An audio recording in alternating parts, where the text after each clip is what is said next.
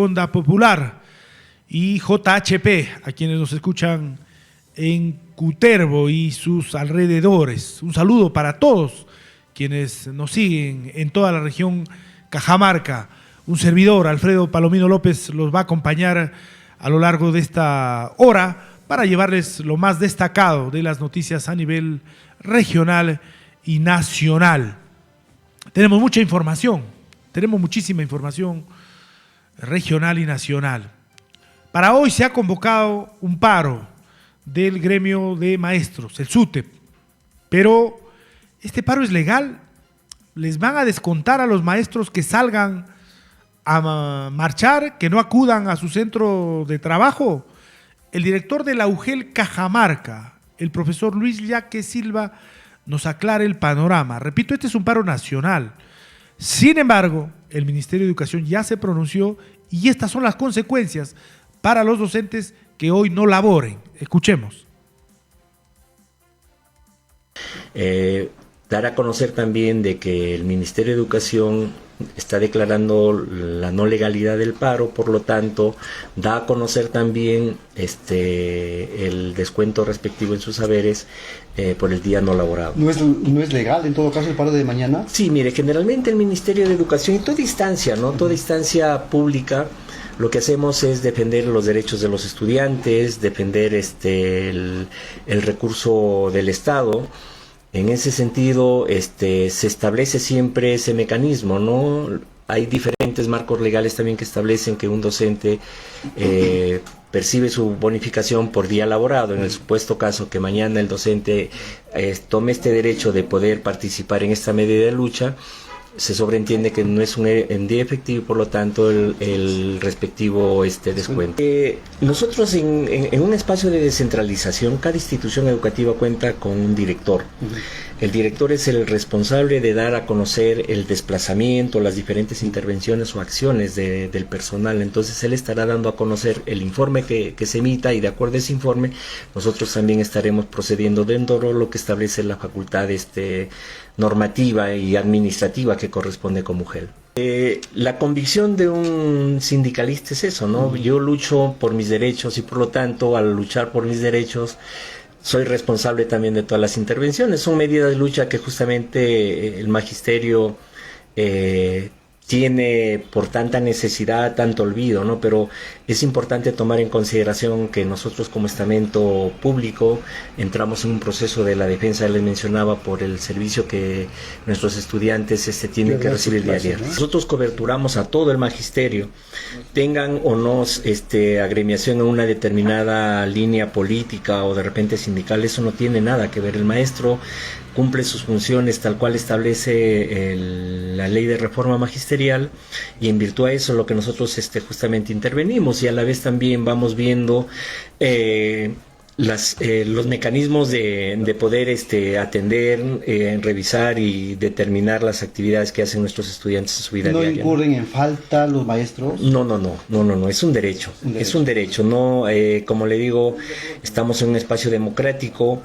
El maestro toma las decisiones las más adecuadas. En ese sentido, solamente instarles que se realicen sus desplazamientos o sus movilizaciones como siempre lo han hecho, de la manera más responsable, más respetuosa, y esperemos justamente que de una u otra manera podamos también nosotros integrarnos en un trabajo conjunto en aras justamente mejorar la educación de nuestra provincia, de nuestra región y a la vez también nacional.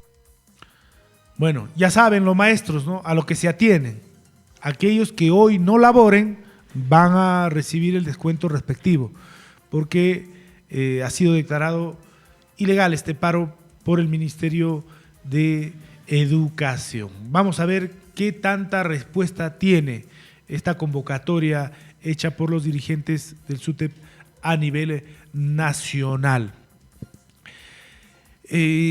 También en Cajamarca estamos listos para conmemorar la llegada de los españoles, la captura del Inca Atahualpa, su ejecución, que significa un hecho histórico porque a partir de allí nace una nueva cultura, a partir de allí nace la fusión, ¿no?, de dos razas, la raza europea y la raza americana, para dar como resultado lo que somos hoy, el mestizaje.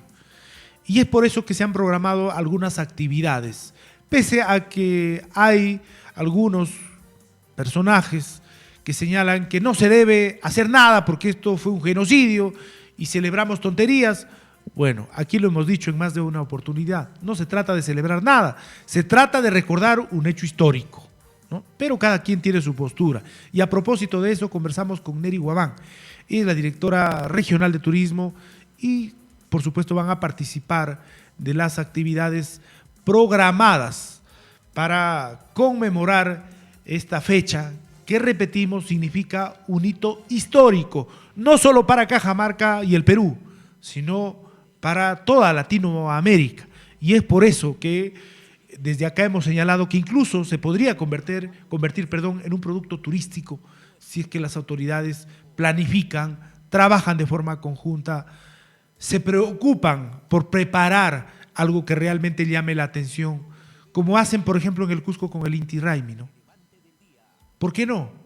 Pensar en un evento grande, en algo que permita realmente llamar la atención de los peruanos y de los extranjeros y que se convierta en un motivo para que vengan a visitarnos turistas nacionales y extranjeros, y que no tengamos solamente visitantes en épocas de carnaval. Vamos a escuchar a Neri Guamán. Directora, se viene la conmemoración de la llegada de los españoles, la ejecución de Atahualpa, un hecho histórico en Cajamarca. Se están organizando actividades, ¿ustedes participan de ellas también? Sí, el arquitecto Fernando Silva, a través de la municipalidad, es el gestor de esta actividad tan importante y tan interesante, que nos hace revivir un hecho histórico que cambió la historia del país, ¿no? Y no estamos ajenos, estamos como DIRCETUR también participando, apoyando en este evento tan importante. Va a ser también, se suma la DDC con los clarineros, el reconocimiento de los clarineros en la mañana, a partir de las 9 hasta las 11, y luego tenemos ya este evento tan importante donde estamos coordinando con los colegios. Nos hemos sumado para los colegios, nos hemos sumado también con parte de la logística, y esperamos que todo salga bien, este piloto, para que el próximo año sea un evento más grande, más relevante, y empezar a trabajarlos desde el mes de enero, y sea algo muy importante. Y lo importante es que se han sumado los colegios. Aquí no se ha gastado mucho presupuesto porque los colegios están participando con sus vestimentas, ¿no? Y eso es muy importante, que se sumen y revivan la historia, que es un hecho que no podemos ser ajenos, y de repente los historiadores van a decir, no, ¿por qué lo hicieron? Pero es algo que nos ha marcado como Cajamarca, y que es un 16 de noviembre que cambió la historia de nuestro país. Además, nace una nueva cultura, exacto. El mestizaje nace allí. El mestizaje nace, y de ahí viene todo lo que ahora nosotros somos, ¿no? Nuestra raza, esta raza que somos todos los peruanos. Y no es ajeno también a Baños del Inca, porque el 15 de noviembre se suma a Baños del Inca para hacer la escenografía y en Baños del Inca. Entonces invitamos a toda la población cajamarquina a este evento tan importante, promovido por nuestra municipalidad de Baños del Inca, y por nuestra municipalidad de Cajamarca, que nosotros también estamos promoviendo e incentivando que la población cajamarquina vaya y conozca nuestra historia, tanto en Baños del Inca el 15 como aquí el 16 de noviembre. Y viene el señor Arenas, este actor tan importante, Reinaldo Arenas, ¿no? Entonces, este actor tan importante que nos hace también elevar un poquito este tipo de actuación en Cajamarca, ¿no? Apoyemos todos, difundamos todos, y vengamos el domingo y el sábado en Baños del Inca, y el domingo en Cajamarca, para esta historia tan importante. Y en la noche el Hotel Costa del Sol también se suma. Agradecer desde aquí a este hotel que se suma para hacer la premiación ahí, a este actor tan importante que viene a colaborar con Cajamarca, ¿no? Ahí estaba entonces Neri Guamán, ella es la directora regional de turismo.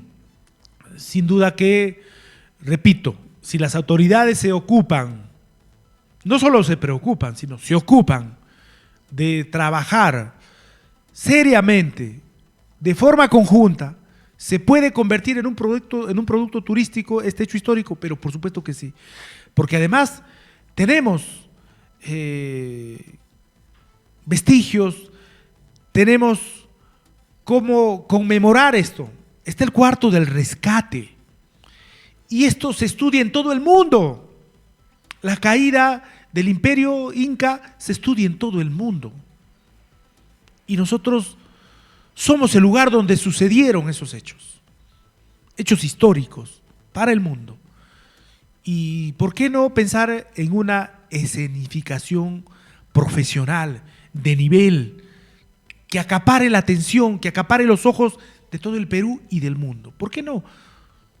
Pero para eso necesitamos pues autoridades, funcionarios proactivos, con capacidad y además trabajando en alianza, trabajando de manera conjunta, que lideren este trabajo y que convoquen también, ¿por qué no?, a las empresas privadas. Se puede hacer, pero por supuesto que se puede hacer. Pero hasta la fecha no se hace si siempre tenemos un gobernador y un alcalde que andan peleados y sus funcionarios lo propio. ¿Cómo vamos a hacer nada? Difícil así, ¿no? Es complicado que podamos hacer algo cuando quienes deben liderar el trabajo en favor de toda la ciudadanía andan pensando en cualquier otra cosa, ¿no? Andan pensando en tomarse fotitos, por ejemplo, como ha sucedido con los patrulleros, foto para acá, foto para allá, nada más. Ese es su objetivo, ¿no? Ya pensando en la próxima campaña política. Y no se ocupan de los problemas reales, como la minería ilegal. José Luis Modina, decano del Colegio de Economistas, nos habla sobre estos bloqueos que hay en algunas comunidades cercanas a donde se explota el mineral de manera ilegal en Cajamarca. Repito, se bloquean, se ponen tranqueras, ¿para qué? Para cobrarles a los mineros ilegales y permitirles operar. ¿Y las autoridades dónde están? No para proteger a los mineros ilegales, ¿eh? Al contrario, para evitar que la minería ilegal siga creciendo y consiga aliados, porque los comuneros se están aliando a los mineros ilegales. Esto está mal, pero las autoridades brillan por su ausencia. ¿Dónde está la policía? ¿Dónde está la fiscalía? ¿Dónde está la Dirección Regional de Energía y Minas? ¿Dónde están todas las instituciones? ¿Dónde están los alcaldes? ¿Dónde está el gobernador? No existen. Vamos a escuchar a José Luis Medina, que es de los pocos decanos de los colegios profesionales que se pronuncian sobre la realidad local, regional y nacional. El colegio de abogados, que tendría que ser el más interesado en temas legales, en temas de leyes, en temas de abusos. No existe. Una desgracia total. Realmente lamentable. La actuación, en realidad no existe el colegio de abogados. Qué pena que tengamos una institución que debería ser la que más saca cara por Cajamarca, la que más aquí lo que tiene que tenga hacer, protagonismo. Vamos a escuchar a José Luis Medina. en todo caso, es en que las autoridades tienen que intervenir. ¿Dónde está la policía, la fiscalía, también el Poder Judicial, si en caso ya hay por medio una investigación que está a ese nivel de judicializado? No sé si está en ese nivel, pero entiendo que todavía esto es incipiente, son muestras recientes que están en proceso, pero hay que denunciarlo. Y también las autoridades tienen que actuar. Ahí primero están las autoridades locales, por ejemplo, para ser los primeros en poder ver y velar por el desarrollo.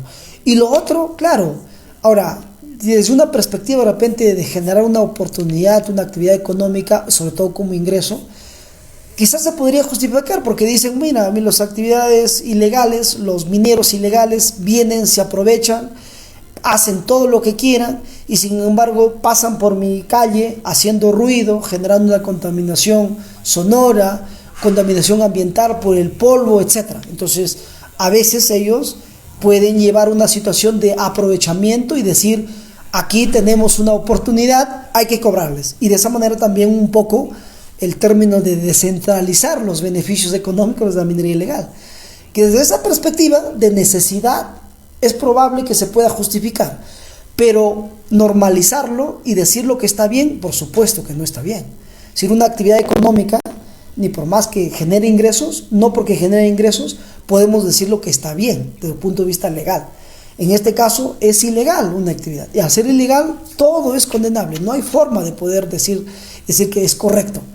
que más allá, como le digo, hay una necesidad que se puede aprovechar y que la gente está tomando esa condición, esa situación agravante, porque a veces no tienen empleo, no hay trabajo, no hay oportunidades, porque es la realidad también en Cajamarca, y en una situación bastante preocupante que nuestras autoridades prácticamente no han avanzado casi nada en los últimos años.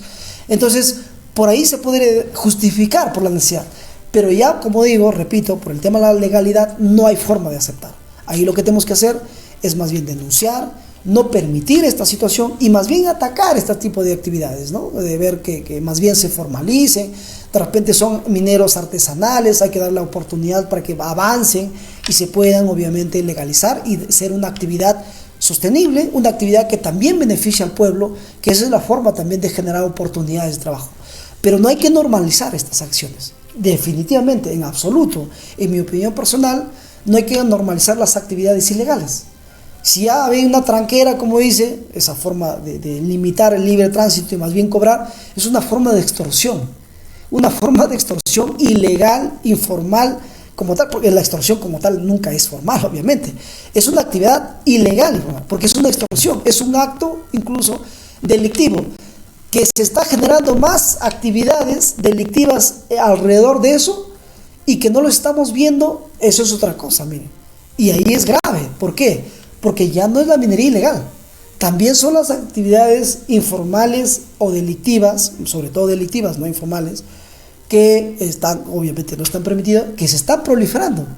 Entonces, estamos viendo ya no es la minería ilegal, sino también otro tipo de actividades como el que acabo de mencionar.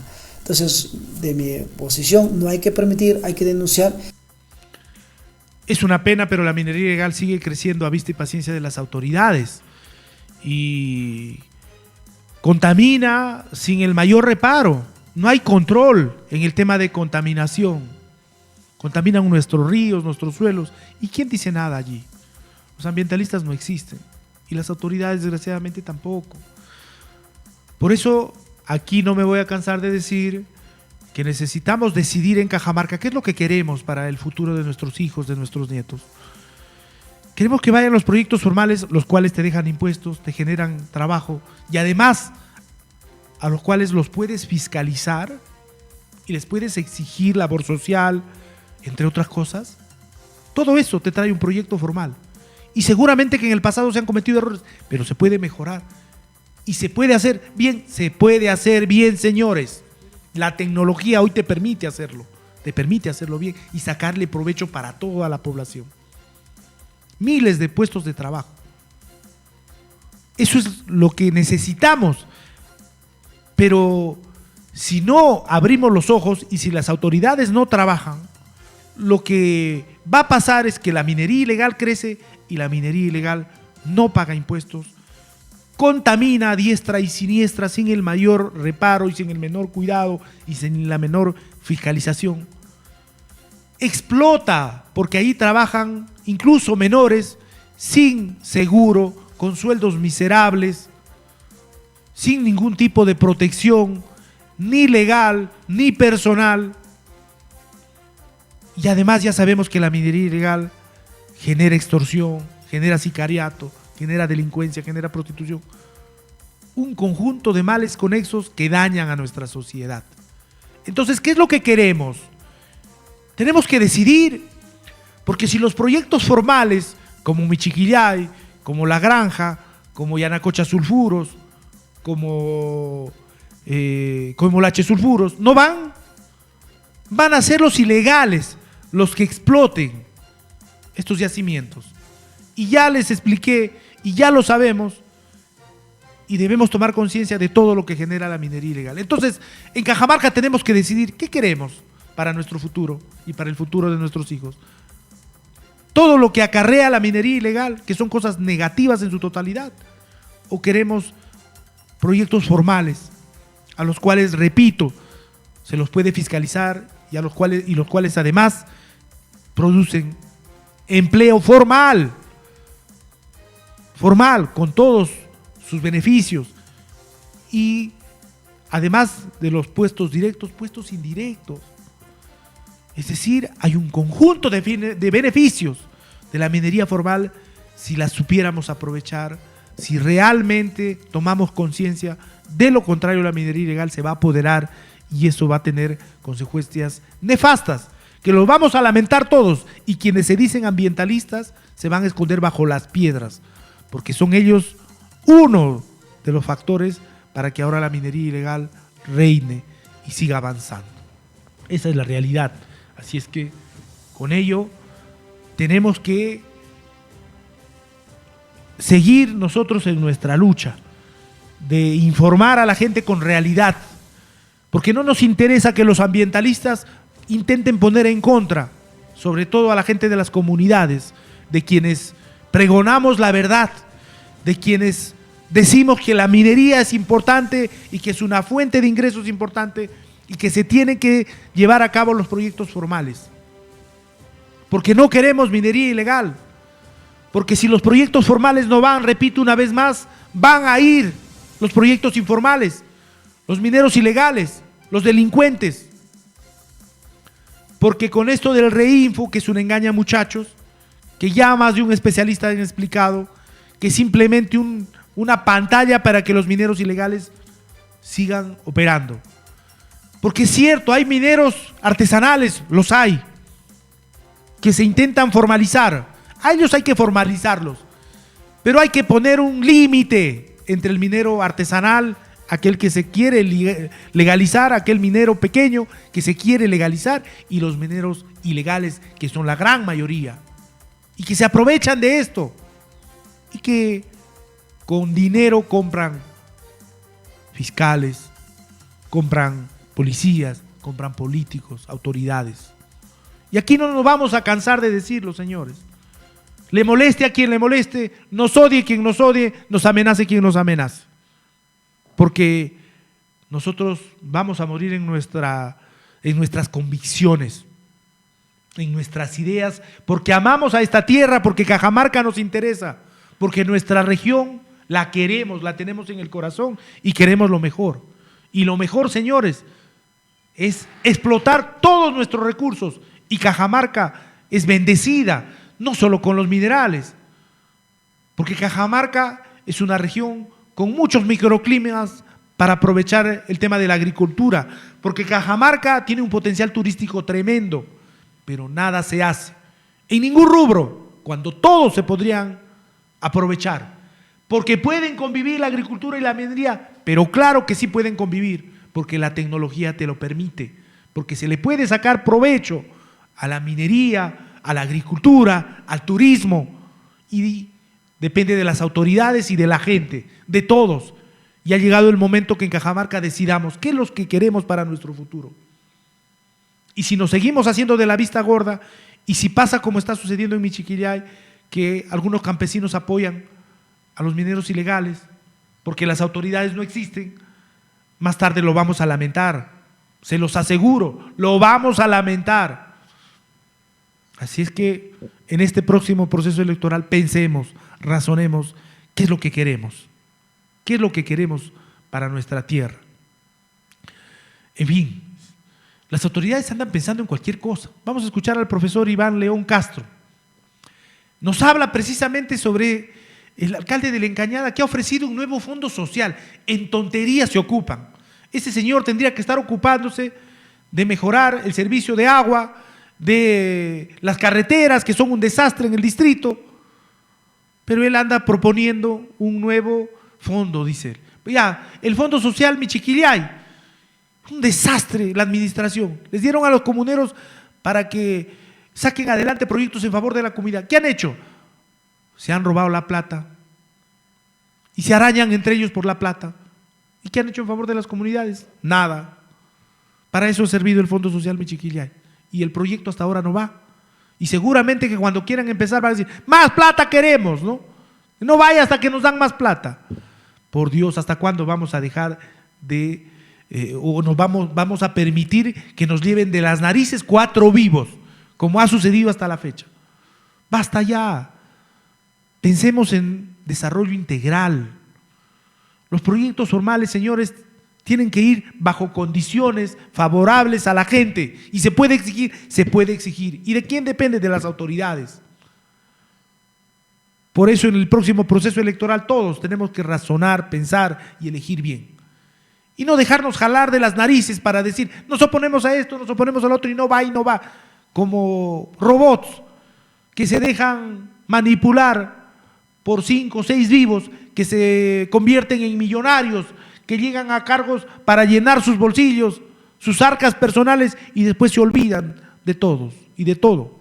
Y tenemos varias muestras, ¿no? Varias muestras. Ustedes se preguntan seguro dónde está la señora Mirta Vázquez que vive en Lima y que ahora está llena de dinero, pues lo propio el señor Marco Arana y el señor Gregorio Santos, que también está lleno de dinero, está preso pero está lleno de dinero y por eso está preso, por corrupto. Y así, quienes se dicen ser ambientalistas, lo único que han hecho es llenarse los bolsillos a costillas de todos. Y desde aquí hacemos un llamado a la gente en las comunidades, abran los ojos. Lo que necesitamos es generar puestos de trabajo. Lo que necesitamos es desarrollo para todos. No nos dejemos engañar, intimidar por 4 vivos, porque si permitimos que la minería ilegal avance, yo les aseguro que lo vamos a lamentar todos. Todos lo vamos a lamentar. Vamos a escuchar al profesor Iván León Castro que habla sobre esta falacia que anda pregonando el alcalde de La Encañada. Creo que el alcalde no puede estar diciéndole a la población que va a generar un fondo social así por las puras, como diríamos, porque todos los alcaldes y nosotros mismos generaríamos un fondo social. Eso tiene un camino que recorrer. Presentar un proyecto, el ejecutivo tiene que hacerlo conveniente, hacer un estudio. No se puede mentirle a la población y decir mañana van a tener un fondo social. Yo creo que tienen que respetarse todos los aspectos legales que esto tiene. Si al fin lo consigue, eso será gestión del alcalde. Si no lo consigue, por lo menos en este momento le está mintiendo a la población. No dejarse sorprender en todo caso el ciudadano común y corriente. No, el ciudadano tiene que ser perspicaz, es perspicaz, sino que de repente hoy está diciendo, bueno, con todas las gangas que le ofrece cualquier autoridad, pero en el momento oportuno se va a dar cuenta que no es así. Hay algunos que son muy hábiles en este aspecto administrativo y van a ir, por ejemplo, a Lima y van a averiguar cuáles son los trámites y le van a encarar esto al que quiere crear su fondo social solo de parte de él y según él para la colectividad de La Encañada, pero que no tiene razón de ser por el momento, ¿no? ¿Qué decirle al alcalde de La Encañada?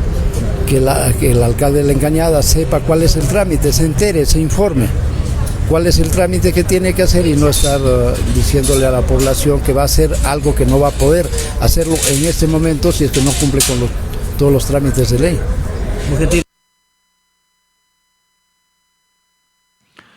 Bueno, los alcaldes están ocupados en cualquier cosa, ¿no?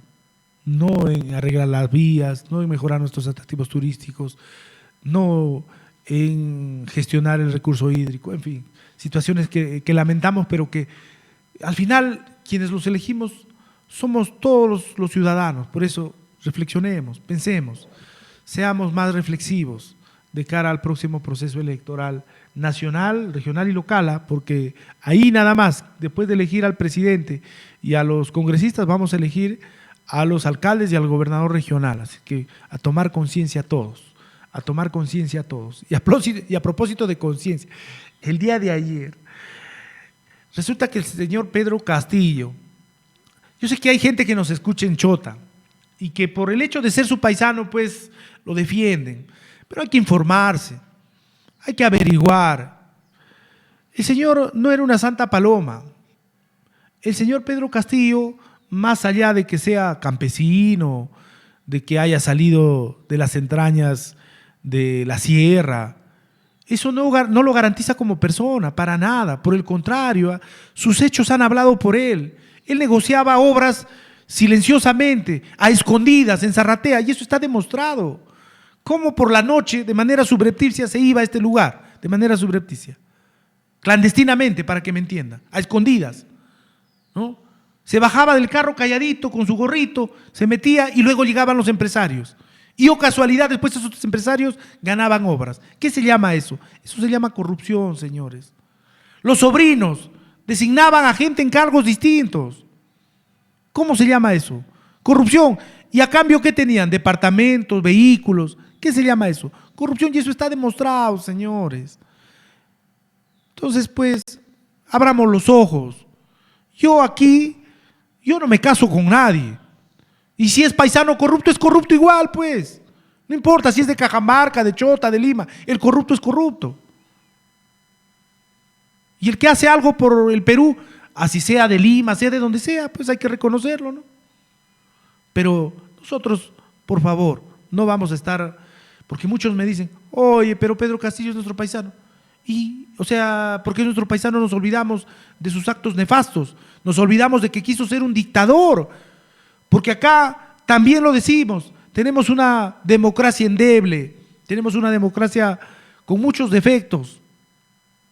Pero es democracia al fin, porque tenemos libertades, porque hay varios poderes, porque nadie gobierna solo. Pero Pedro Castillo sí quiso gobernar solo. Él quiso convertirse en un dictador y por eso dio un mensaje a la nación, no solamente cerrando el Congreso, quiso él desaparecer, dijo, vamos a reorganizar el Poder Judicial y lo quiso cerrar, y lo propio con el Ministerio Público y el Congreso, es decir, él se quiso apoderar de todo y ser un dictador, eso es lo que pretendió. Por eso a mí me da risa cuando, y es una ironía sinceramente, que él haya denunciado penalmente a los congresistas que lo vacaron y a la expresidenta Dina Boluarte, que podemos decir lo que quieran, que es otra corrupta, que no ha tenido capacidad para hacer nada por el país, pero de manera constitucional asumió el cargo. ¿Por qué? Porque el señor Pedro Castillo quiso romper el orden constitucional, quiso convertirse en un dictador, entiéndalo. Una dictadura es la que viven en Cuba, la que viven en Venezuela, y por eso la gente huye de esos países. Ahí no hay libertades, ahí nadie puede dar su opinión. Acá dicen lo que le da la gana a la gente, en los medios de comunicación, en las calles, en las plazas, donde sea, contra de quien sea. Porque nuestra democracia existe, repito, con sus bemoles, con sus defectos, pero existe. Pero este señor quiso someternos a una dictadura y de eso no nos podemos olvidar. La gente a veces no entiende qué es una dictadura, qué es una democracia. Y quienes tienen intereses personales y políticos defendiendo a Pedro Castillo, nos venden pues ese cuento, ¿no? Que dice que la dictadura lo vacó. No, él quiso convertirse en un dictador. Y por eso tuvieron que vacarlo inmediatamente. O sea, él se vacó en el momento que dio ese discurso dictatorial. Él fue el que se vacó solo. En ese momento se consumó la incapacidad moral del presidente. Y ahora resulta que denuncia por abuso de autoridad, dice. Esto no tiene nombre, ¿no? O sea, yo me quiero convertir en un dictador y después no me permite y denuncio por abuso de autoridad. Es más o menos... Vamos a ponerles un ejemplo claro para que entiendan ustedes. Un día tú estás en la puerta de tu casa, aparece una persona y sin qué ni por qué viene y te agarra puñetes, ¿no? Te agrede y encima va y te denuncia por agresión. Ya, eso pasa, ¿no? Sí, ya, esto es más o menos la analogía. O sea, Pedro Castillo quiso convertirse en un dictador y denuncia por abuso de autoridad. De locos, ¿no? Vamos a escuchar parte del mensaje emitido por él mismo, tembloroso, nervioso, porque ese día del mensaje, uno de sus compinches lo delató. Muy temprano en el Congreso, el señor Marrufo, asesor del Ministerio de Transportes y Comunicaciones en ese instante, pero amigo de Castillo, brazo derecho de Castillo, lo delata en el Congreso muy temprano y dice, yo le entregué plata al señor Pedro Castillo, yo personalmente, de la coima que me dio la señora Sada Goray, le entregué dinero al señor Castillo, al ministro de Transportes, a los hermanos del señor Pedro Castillo, les depositaba mensualmente, les entregaba plata. Y es por eso que él se acelera y se apura a dar o a intentar dar el golpe de Estado, ¿no? Que en estos momentos vamos a pasar a escuchar para recordar qué fue lo que dijo y luego comentamos. La nefasta labor obstruccionista de la mayoría de congresistas, identificados con intereses racistas y sociales en general, ha logrado crear el caos con el fin de asumir el gobierno al margen de la voluntad popular y del orden constitucional. Llevamos más de 16 meses de continua y obcecada campaña de ataque sin cuartel a la institución presidencial, situación nunca antes vista en la historia peruana. La única agenda del Congreso, desde el 29 de julio de 2021, en que juramenté el cargo de presidente de la República, ha sido y es la vacancia presidencial, la suspensión, la acusación constitucional o la renuncia a cualquier precio.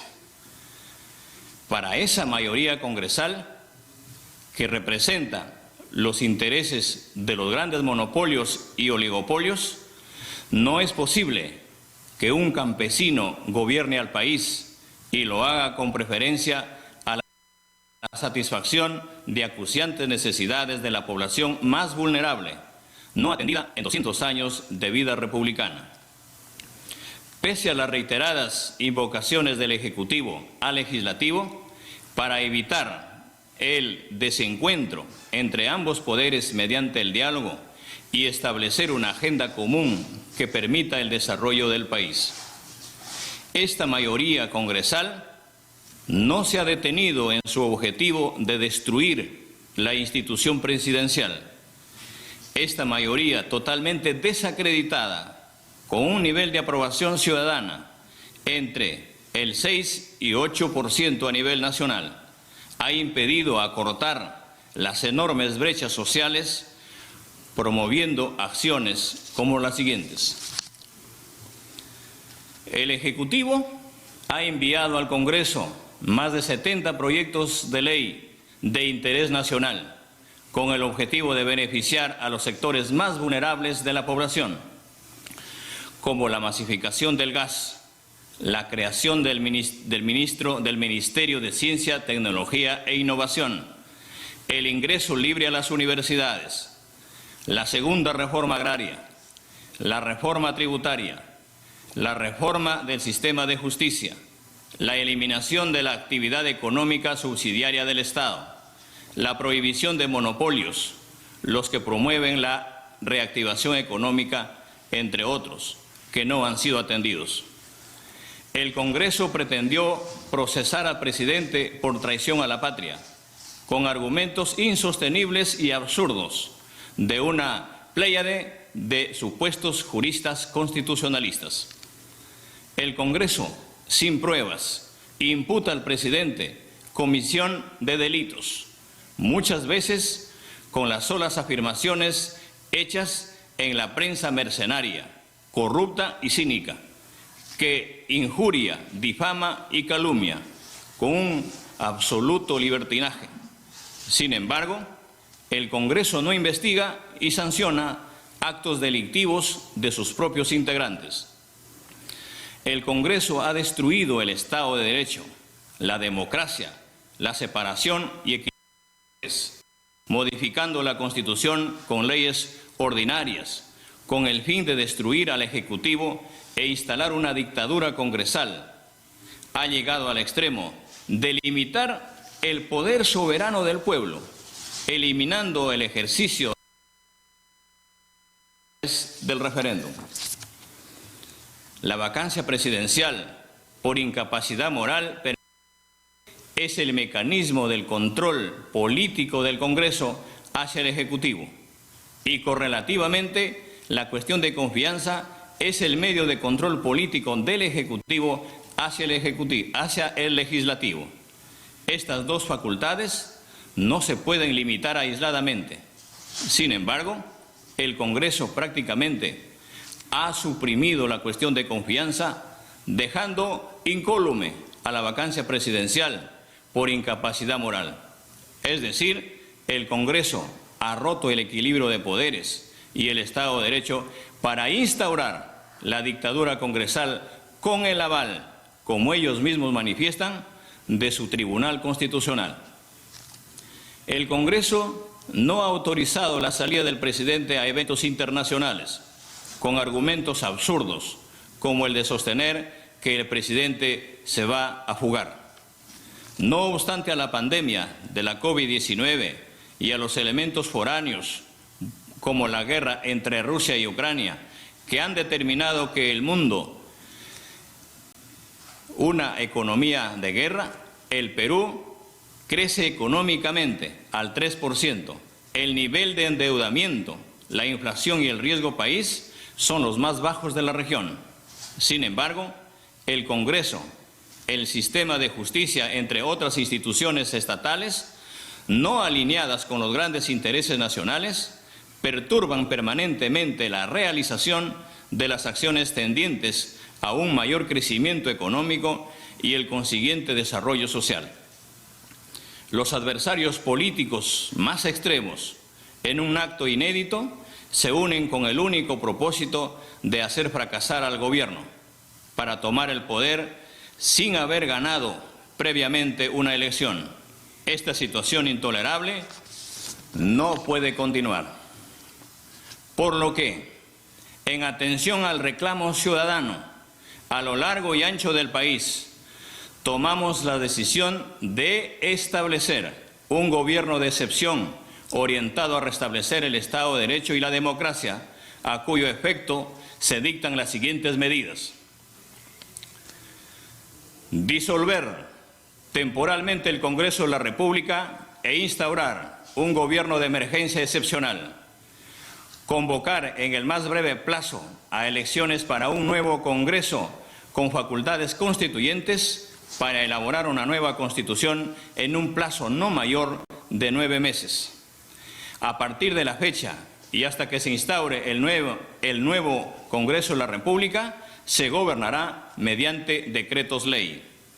Se decreta el toque de queda a nivel nacional a partir del día de hoy, miércoles 7 de diciembre del 2022, desde las 22 horas hasta las 4 horas del día siguiente. Se declara en reorganización el sistema de justicia, el Poder Judicial, el Ministerio Público, la Junta Nacional de Justicia, el Tribunal Constitucional. Todos los que poseen armamento ilegal deberán entregarlo a la Policía Nacional en el plazo de 72 horas. Quien no lo haga comete delito sancionado con pena privativa de la libertad que se establecerá en el respectivo decreto ley. La Policía Nacional, con el auxilio de las Fuerzas Armadas, dedicarán todos sus esfuerzos al combate real y efectivo de la delincuencia, la corrupción y el narcotráfico, a cuyo efecto se les dotará de los recursos necesarios. Llamamos a todas las instituciones de la sociedad civil, asociaciones, rondas campesinas, frentes de defensa y a todos los sectores sociales a respaldar estas decisiones que nos permitan enrumbar nuestro país hacia su desarrollo. Es impresionante escuchar, ¿no?, cómo cerraba el Congreso, decretó toque de queda. ¿Para qué? Para evitar que la gente salga a protestar. Dijo que va a reorganizar, o sea, cerrar momentáneamente, y dijo que iba a gobernar él mediante decretos ley. Porque quería cerrar el Congreso, porque dijo que va a declarar en reorganización el Ministerio Público y el Poder Judicial. Es decir, él nada más iba a gobernar. Pero afortunadamente los militares no le hicieron caso. De lo contrario, seríamos otra Venezuela, seríamos otra Cuba. Entonces es bueno que la gente sepa, que se acuerden. Claro, primero mete su introducción que el Congreso obstruccionista, que una cosa, que otra, ¿no? Y yo desde acá no me voy a cansar de decir, el presidente que salga a decir que no puede gobernar por el Congreso obstruccionista es un reverendo mentiroso, un sinvergüenza, ¿ya? Porque los ministerios son independientes y para ejecutar obras no necesitas permiso del Congreso, señores. Así es que el presidente que llegue al poder y ponga como excusa el Congreso, ya démonos cuenta que es un tipo que está mintiendo. Porque, repito, para hacer las obras que la gente quiere, no necesitas permiso del Congreso. Y Pedro Castillo no hizo nada, obras cero, ni siquiera en su tierra, ni siquiera en Cajamarca. Entonces, ¿de qué Congreso obstruccionista nos habla? Y tú puedes tener un Congreso que se opone a todo lo que tú propones legalmente, pero en el tema de ejecución, el Congreso no te puede maniatar. Y Pedro Castillo no dio siquiera muestras de querer ejecutar obras importantes. Nada. Lo único que hizo es dedicarse a decir que el pueblo, que la prensa mermelera, que quería la prensa alternativa. ¿Cuál era la prensa alternativa para él? La prensa que le pasaba la franela y que le pedía la mermelada a él. Esa era la prensa alternativa. Tremenda estupidez, ¿no? Tremenda estupidez. En una democracia, la prensa tiene libertad para decir, y tienes opositores, tienes detractores, porque ese es el sistema democrático, así es. Pero él quería que todo el mundo le rinda pleitesía y eso solo pasa en una dictadura. Y él pretendió ser un dictador. Afortunadamente, repito, los militares no le hicieron caso y de lo contrario estaríamos ya viviendo en una dictadura. Y allí sí, aquellos que ahora pregonan que están en una dictadura, de verdad vivirían una dictadura. Y no tienen idea, al parecer, lo que es una dictadura, ¿no? Porque si supieran realmente lo que significa una dictadura, yo les aseguro que las cosas serían distintas. En fin, situaciones de nuestro país. Vamos a finalizar el programa, el tiempo nos ha ganado, regresamos mañana temprano. Buenos días, permiso.